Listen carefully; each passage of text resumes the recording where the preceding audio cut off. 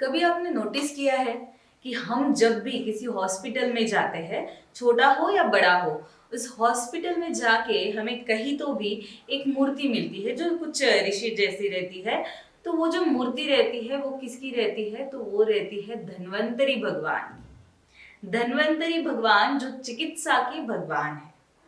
अब आप सब जानते हैं कि दिवाली के समय हम धनतेरस की पूजा करते हैं। हमारे भारतीय संस्कृति में ऐसे कहा जाता है, ऐसे माना जाता है कि सबसे पहले स्वास्थ्य, उसके बाद धन, माया।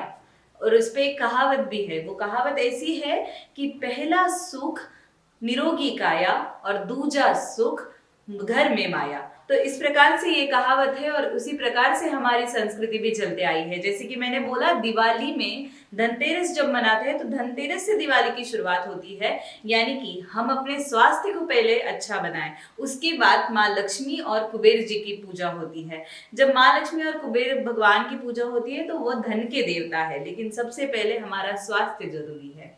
तो इसी प्रकार से धनतेरस पूजा में हम धन्वंतरी भगवान की पूजा करते हैं।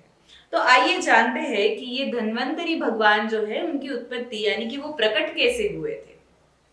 जब समुद्र मंथन हुआ था, उस समुद्र मंथन में देव और दानव में बहुत ज्यादा युद्ध जैसा ही कुछ सीन चल रहा था। क्योंकि क्या है, तब अमृत और विष किसे मिलेगा, इसमें सब लोग भिड़े हुए थे कि क्या होगा क्या नहीं। तब उस समुद्र मंथन में सबसे लास्ट में जो निकला था वो था अमृत कलश। वो धन्वंतरी भगवान अपने हाथ में लेकर बाहर आए थे, प्रकट हुए थे।